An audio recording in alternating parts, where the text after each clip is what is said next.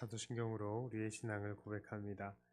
전능하사 천지를 만드신 하나님 아버지를 내가 믿사오며 그 외아들 우리 주 예수 그리스도를 믿사오니 이는 성령으로 잉태하사 동정녀 마리아에게 나시고 본디오 빌라도에게 고난을 받으사 십자가에 못 박혀 죽으시고 장사한 지 사흘 만에 죽은 자 가운데서 다시 살아나시며 하늘에 오르사 전능하신 하나님 우편에 앉아 계시다가 저리로서 산 자와 죽은 자를 심판하러 오시리라.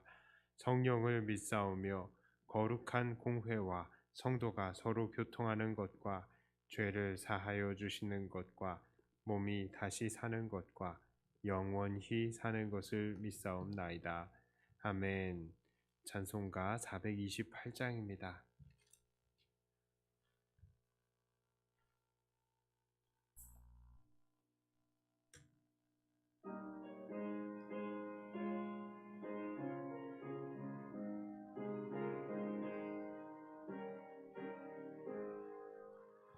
내 영혼의 햇빛 비치니 주 영광 찬란해. 이 세상 어떤 빛보다 이 빛 더 빛나네. 주의 영광 빛난 광채 내게 비춰 주시옵소서. 이 밝은 얼굴 배울 때 나의 영혼 기쁘다. 내 영혼에 노래 있으니 주 찬양합니다.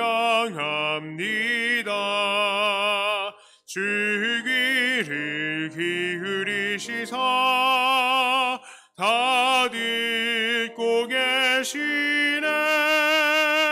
주의 영광 빛난 광채 내게 비춰 주시옵소서. 이 밝은 얼굴 배울 때 나의 영혼 기쁘다.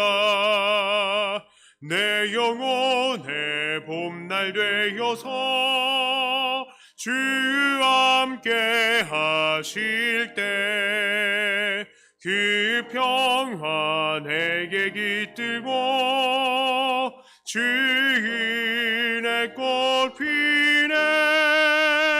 주의 영광 빛난 광채 내게 비춰 주시옵소서. 그 밝은 얼굴 배울 때 나의 영혼 기쁘다. 내 영혼에 희락이 있고 큰 소망 넘치네. 주 예수 복을 주시고 또 내려주시네. 주의 영광 빛난 광채 내게 비춰 주시옵소서. 그 밝은 얼굴 배울 때 나의 영혼 기쁘다. 아멘. 하나님 말씀은 예레미야 18장 1절부터 12절까지의 말씀입니다. 예레미야 18장 1절부터 12절까지의 말씀입니다. 여호와께로부터 예레미야에게 임한 하나님 말씀에 이르시되 너는 일어나 토기장이의 집으로 내려가라. 내가 거기에서 내 말을 네게 들려주리라 하시기로 내가 토기장이의 집으로 내려가서 본즉 그가 농로로 일을 하는데 진흙으로 만든 그릇이 토기장이의 손에서 터지매 그가 그것으로 자기 의견에 좋은 대로 다른 그릇을 만들더라. 그때에 여호와의 말씀이 내게 임하니라. 이르시되 여호와의 말씀이니라. 이스라엘 족속아, 이 토기장이가 하는 것 같이 내가 능히 너희에게 행하지 못하겠느냐? 이스라엘 족속아 진흙이 토기장이의 손에 있음같이 너희가 내 손에 있느니라. 내가 어느 민족이나 국가를 뽑거나 부수거나 멸하려 할 때에 만일 내가 말한 이 그 민족이 그의 악에서 돌이키면 내가 그에게 내리기로 생각하였던 재앙에 대하여 뜻을 돌이키겠고, 내가 어느 민족이나 국가를 건설하거나 심으려 할 때에 만일 그들이 나 보기에 악한 것을 행하여 내 목소리를 청종하지 아니하면 내가 그에게 유익하게 하리라고 한 복에 대하여 뜻을 돌이키리라. 그러므로 이제 너는 유다 사람들과 예루살렘 주민들에게 말하여 이르기를, 여호와의 말씀에 보라, 내가 너희에게 재앙을 내리며 계책을 세워 너희를 치려 하노니 너희는 각기 악한 길에서 돌이키며 너희의 길과 행위를 아름답게 하라 하셨다 하라. 그러나 그들이 말하기를 이는 헛되니 우리는 우리의 계획대로 행하며 우리는 각기 악한 마음이 완악한 대로 행하리라 하느니라. 아멘. 자, 오늘 예레미야 18장 전반부는 우리로 하여금 하나님께서 어떠한 분이신지를 알려주십니다. 하나님은 어떤 분이십니까? 첫째로 하나님께서는 모든 것들을 임의로 하실 수 있는 전능의 하나님이시라는 것입니다. 하나님께서는 예레미야를 토기장이의 집으로 보내십니다. 토기장이가 진흙을 다루는데 그 진흙으로 자기가 원하는 것을 마음대로 만들었습니다. 하나님께서 예레미야에게 토기장이를 보게 하신 이유가 무엇입니까? 그것은 바로 하나님께서 세상의 만물들을 모두 임의대로 하실 수 있다는 것을 알리시기 위해서였습니다. 자, 두 번째로 본문이 말하는 하나님, 어떤 하나님이십니까? 바로 하나님께서는 돌이키시는 하나님이시다라는 것입니다. 7절부터 10절까지의 내용이 무엇입니까? 택한 백성이라고 자만하지 말고 또 백성이 아니라고 낙심하지 말라 하는 것입니다. 하나님은 돌이키시는 하나님이시기 때문입니다. 그래서요, 8절, 9절, 10절 보면 누군가 악에서 돌이키면 내리기로 생각했던 재앙, 거기에 대해서도 그 뜻을 돌이키겠고, 또 누군가 악한 것을 행하면 결국 그들에 대해서 계획했던 복마저도 돌이키시는 것입니다. 자, 그러면서 하나님께서는 유다 사람들에게 다음과 같이 말씀을 전하십니다. 11절에요. 그러므로 이제 너는 유다 사람들과 예루살렘 주민에게 말하여 이르기를, 여호와의 말씀에 보라, 내가 너희에게 재앙을 내리며 계책을 세워 너희를 치려 하노니 너희는 각기 악한 길에서 돌이키며 너희의 길과 행위를 아름답게 하라 하셨다 하라. 자, 하나님께서 이 말씀을 하신 이유가 무엇입니까? 유다 백성에게 심판이 선포가 되었지만 그들이 하나님 앞에 회개하고 엎드리면 하나님은 돌이키시고 그 심판을 유보하실 것이라는 말입니다. 이렇게까지 말씀하시는 하나님의 모습은 사실 협박에 가까운 것입니다. 세상의 만물을 임의로 다스리시는 하나님께서 아무리 선민이라 할지라도 죄 짓는 자들을 놓아주시지 않으시고 아무리 죄인들이라 할지라도 회개할 때에 구원하신다라고 하십니다. 그러니 이 말씀은 그 듣는 자들에게 무엇을 말하는 것입니까? 야, 너 죄 그만 짓고 하나님 앞에 빨리 회개해라. 이 말씀을 하시는 것입니다. 그런데 오늘 이 말씀을 듣는 하나님의 백성들은 이런 말씀에 대해서 어떻게 반응을 하고 있습니까? 그들이 하나님 앞에 회개했습니까?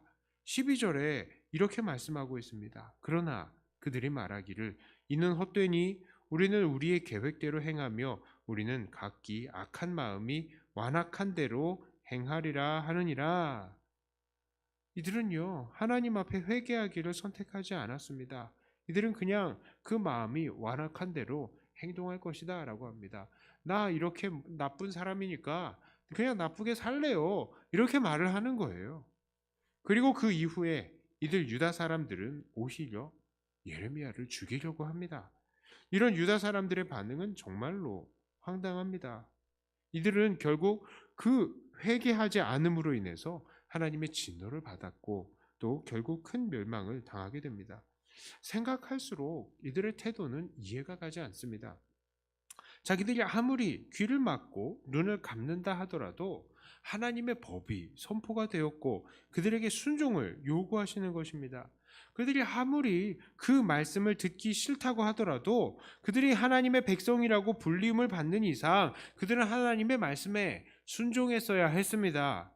그러니 그들은 정말로 이상한 사람들이었습니다.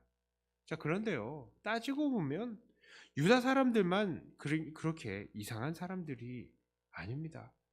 오늘날 우리들은 어떻습니까? 우리들도 당연히 하나님은 전능하신 하나님, 만물을 임의로 주관하시는 하나님이신 것을 알고 믿고 있습니다. 자, 게다가 오늘도 우리는 하나님께서는 돌이키시는 하나님이시라 우리가 하나님 앞에 범죄할 때에는 하나님께서 분명히 우리들에게 야단을 치실 것이라는 것도 알고 있습니다. 그런데 우리는 어떻게 살아갑니까? 정말로 하나님께서 기뻐하시는 삶을 살고 있습니까? 하나님의 뜻에 순종하기 위해서 몸부림을 치십니까? 그렇지 않은 사람들이 참 많은 것을 봅니다. 우리들 중에 많은 사람들은 오랜 기간 동안 하나님을 섬겨오면서 정말 수많은 말씀을 들었고요.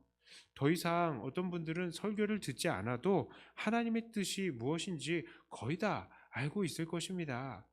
그런데 정말로 우리들은 그 말씀들을 다 실천하면서 순종하느냐 하면 또 그렇지도 않습니다.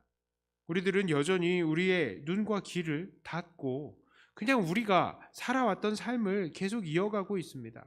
하나님의 계획대로 순종하지 않고요. 그저 우리가 생각하고 계획한 대로 우리가 기뻐하는 대로만 살아가는 것입니다. 게다가 자기 귀에 조금이라도 거슬리는 말들이 선포가 될 때에는 그 설교자에 대해서 불만을 표시하죠. 저거 말씀을 저렇게 풀면 안 되지? 아무래도 하나님의 사람이 아닌 것 같구나. 이렇게 말입니다. 그렇습니다. 우리들의 모습도 사실 오늘 본문의 유다의 백성들과 별반 다를 것이 없는 것입니다. 그러나 이렇게 하나님의 말씀 앞에서 자기를 전혀 변화시키지 않는 사람들은 결국 어떻게 되겠습니까? 바로 하나님의 심판의 대상이 되는 것입니다. 자, 이제 말씀을 정리합니다. 하나님은 모든 것을 임의로 다루시는 하나님이시고 또한 우리의 태도에 따라서 뜻을 돌이키시는 하나님이십니다. 그러므로 우리는 그 하나님 앞에 늘 두려워하며 하나님의 기쁨이 되기 위해서 날마다 순종의 삶을 살아야 합니다. 우리의 삶에 하나님을 맞추려 하지 말고 하나님의 뜻에 우리의 삶을 맞추어야 합니다. 지난 17장에 이어서 다시 말씀을 드립니다. 우리는 하나님의 부르심과 택하심을 악용해서는 안 됩니다. 정말 하나님께서 구원하시기로 예정하신 사람들은 순종하고 회개하기를 기뻐하는 사람들입니다.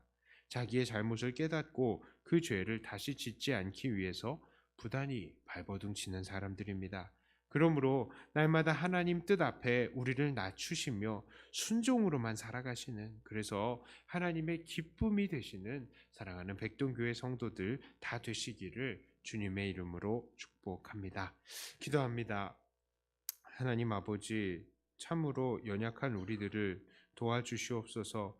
하나님의 뜻이 우리 안에 있다는 것 알고 있으면서도 여전히 우리는 우리 안에 있는 악함을 좋아합니다. 그리고 하나님의 뜻대로 살기보다도 우리의 계획과 우리의 뜻대로 살기를 너무나 좋아합니다. 하나님, 우리를 불쌍히 여겨 주시옵소서. 성령께서 우리 안에 역사하심으로 인하여서 우리의 이 죄악들과 싸워나갈 수 있게 하여 주시고, 하나님께서 기뻐하시는 일들을 행하며 순종의 삶을 살아가는 우리들이 되게 하여 주시옵소서.